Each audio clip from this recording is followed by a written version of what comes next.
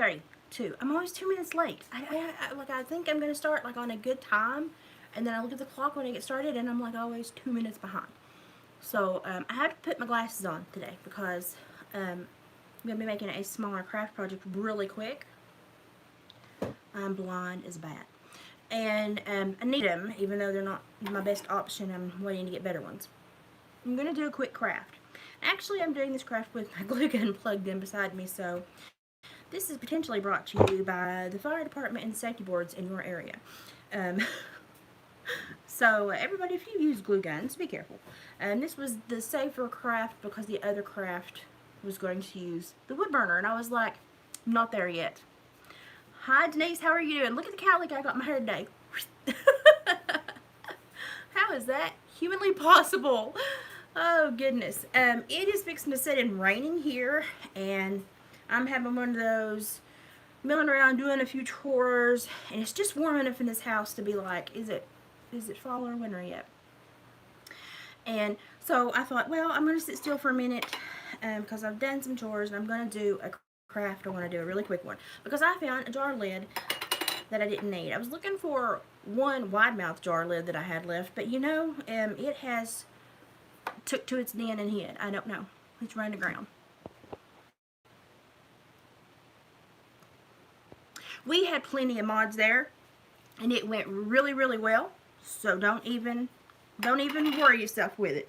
It went really well, and it started a lot of conversations in the community. So that was all we wanted to do, was create a dialogue for the concerned parents, and that seems to have done that. And now they're picking up and going, oh, you know, we needed to be aware of this, and we're all like, yes, you did. So it did its intended purpose, and it's going well. So don't worry a bit about that. I had to lay down this morning and take a bit of a nap. Before I came on here, I had to spill Jello on myself, you know, because I have to come on here and look like I'm tattered and torn. All I'm doing is taking a piece of jute, and I looped it around this jar lid. I made a little hanger for when I get done. And then all I'm going to do, like I did with the coat hanger the other night, is I'm going to tie these strips of cloth around this and start making a little tiny wreath. And it's going to be a little tiny wreath ornament. And then when I get in the middle, get it done, I'm going to put this wood round in there. And I'm either going to take craft marker, Sharpie, or my wood burner. It depends on how daring I feel that day. And write my message or put the year for an ornament. I like to have little things for each year that kind of tell the story of each year on my tree. So all of my ornaments are like from my entire life, and I remember years from specific ornaments. So that's why I like to do these, and I'm glad I'm feeling well enough to start doing some stuff. And that's why I do the simple crafts after I've had a horrendous health issue. It's because I need to recoup and start simple. But I thought I'm going to jump on here and do this first before I make dinner. And say howdy to everybody and see how everybody's day is going. And these are not difficult to make at all. It's just they look kind of shabby when you first get started. Once you get them tied, they're really cute, but it just takes a little bit of effort, and you got to kind of have faith in the process for a few minutes until you get to the end of the road and you see that, oh, it did make something cute. Because it doesn't always look like it's going to start out making something cute. I've done everything but wood burn the message on my wreath. So I've not been able to take finished pictures of it yet. But I will. Don't worry. I will. You all will see that. It will pop up in a video somewhere here really soon. Tomorrow is going to be my floor day to sweep and mop my floors. When you live in a house where you live in the country and you've got a son and a husband that wear big old hunting boots and you're expecting company, you don't do your floors until the last minute because they're just going to get traipsed back up. So I'm not doing my floors till tomorrow.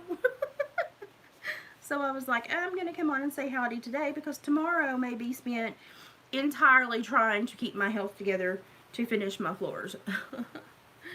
So, and I don't know if you all have noticed how quiet it's been in my house the last few days, and that I've not had to turn around and speak to a puppy. But when my vertigo came back, and me and my doctor team were talking about wondering if it was something that is weather related or if it is indeed my RSD creating another issue. They said that this is something I was most likely going to be battling for a while, like another year or two, while everything in my head heals from the mastoiditis and all the infection and the damage that it did.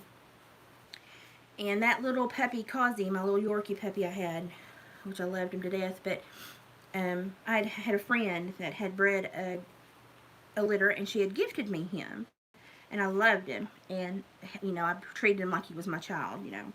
The vet said I treated him better than I did my kids. My vet knows me well. But he was so anxious when I would get sick, and I think it's because he picked up on how bad I was feeling, and so he was terribly anxious the last several weeks, and they actually babysat him for me for a while when I was terribly ill and in and out of the hospital, and he bonded with one of their dogs and was playing and was just a much calmer, happier dog over there when he wasn't picking up on my health issues. And we noticed that immediately, and we thought, well, we'll try it. I'll get back and I'll feel better, and we'll see how he behaves, and, you know, because he is our major concern. His happiness was our major concern. And we got him home after my last health ordeal, and Oscar absolutely was not rebonding with him, and was like, I thought you were gone. I did not sign up for this. He was being a complete turd. We were working through that, though, and then my vertigo started in again, and my health started to go downhill again. And he immediately became anxious little puppy again. And I felt so bad for him because he was so in tune with me, where I had raised him since he was weaned. And when I got super bad that night, I called them back, and I said, hey, I think I may end back up in the hospital.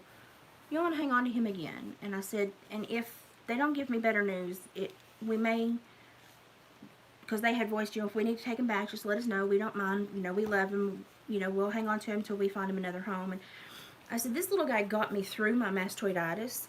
He perked me up at the end of my really bad length of that entire infection ordeal that I went through. My goodness, that was horrible. And I said, but I just feel like I'm stressing him out right now, and that I'm not giving him a happy life. And so they took him back, and he immediately went back to, you know, his normal routine there, because he's used to being there when I'm sick. And I looked at my husband and I said, I think we need to potentially just let him go back to them and find another home. I said, I think maybe he was to get me through my mastoiditis, and now he is supposed to be somebody else's. And my husband was upset because he loved that little fella. He loved him. We loved him to death. I mean, I was so attached to that little dog. I love him. Of course, he was, you know, just a mile down the road. My husband said, well, he said, you know, whatever decision you think we need to make, he's like, I understand. And I said, let's just let them rehome him. I said, because he's been so stressed out. When I see him in the videos there, he's not. And my husband said, okay. And the next day, my husband had that massive kidney stone issue. And he was like, we made the right decision because, you know, he's like, you wouldn't be able to have handled everything that day and him.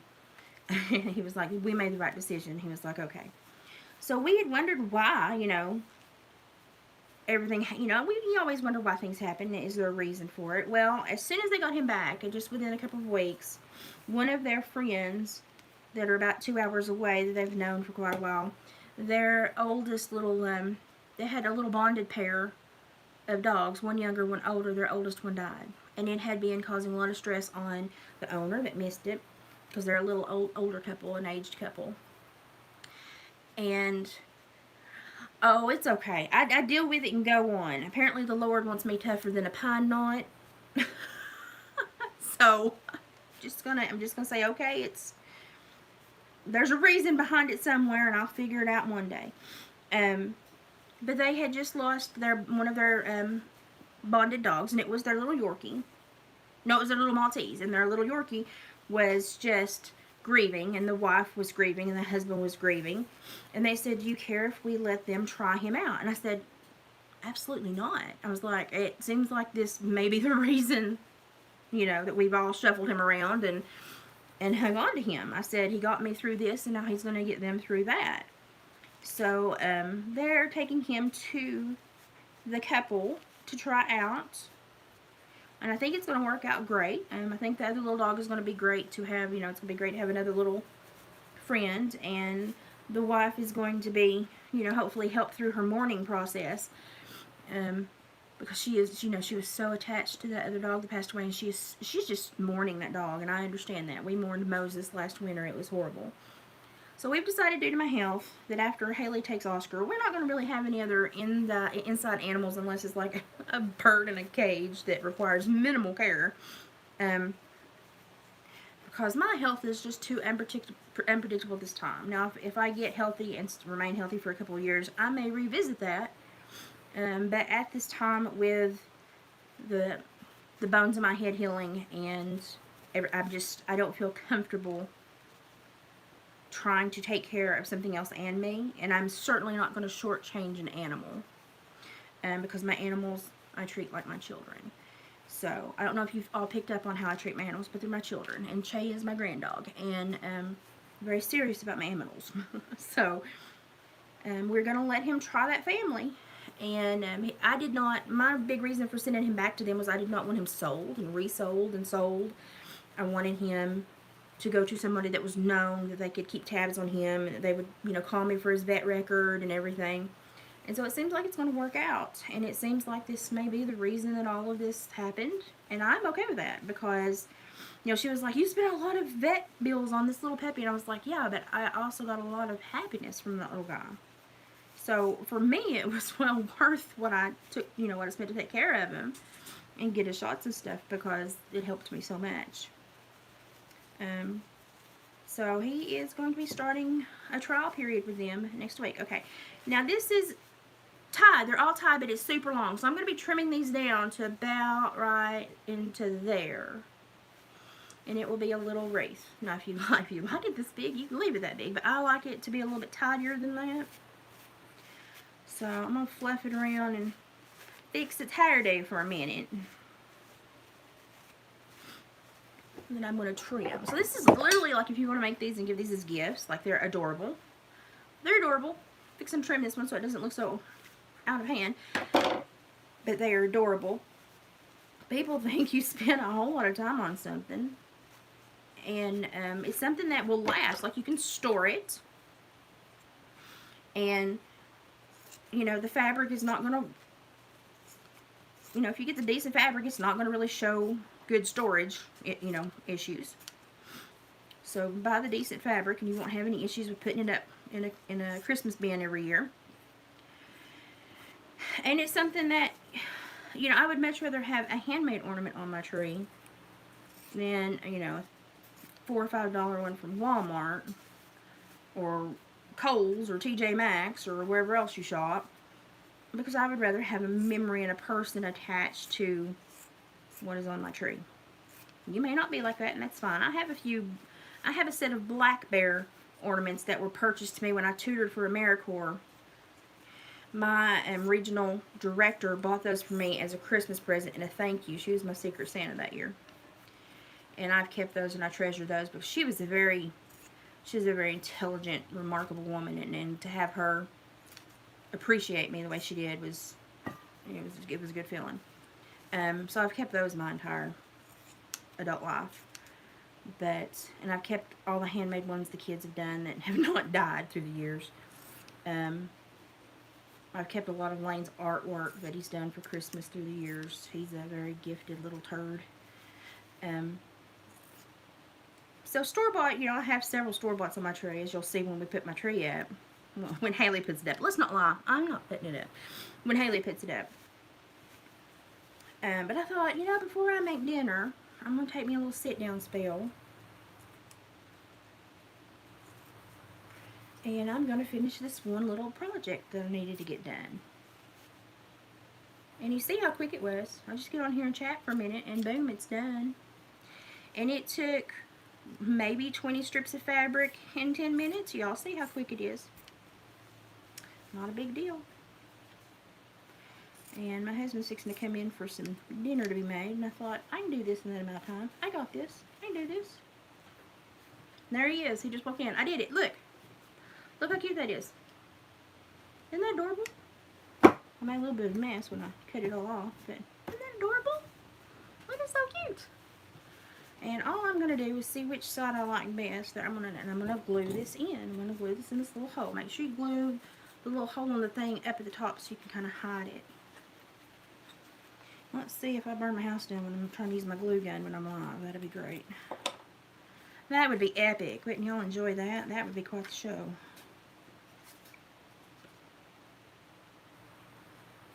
So I'm just putting some glue in around that jar lid.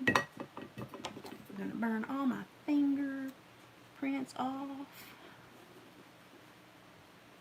Oh, I did. See, I burnt one. I burnt one good. Okay, I'll let that dry for a second. I squeezed the trigger twice and I burned my finger. You see how? Look at that. Isn't that cute? And I'm just going to put a little year reminder or a little message in the center. That's all I'm going to do.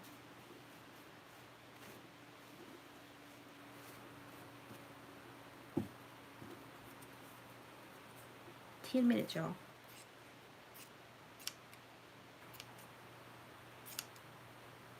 10 minutes. Okay.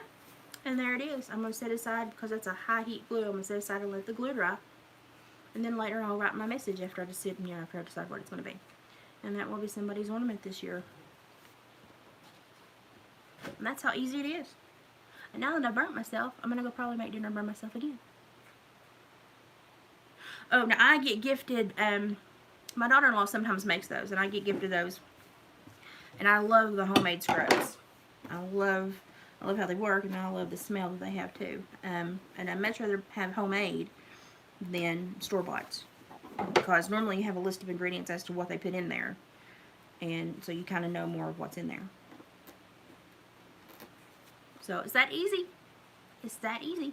I can't stay any longer because I've got to go make dinner now, and I'm going to unplug my glue gun so I don't burn myself again. I wanted to pop on and do that really quick while I had a minute. And probably will see me tomorrow evening, but that will be the only time. And then the rest of the week with Turkey Day coming up will be sporadic because I will have guests. But good to see you and spend a few minutes with you, and I'll see you tomorrow evening. Bye, guys.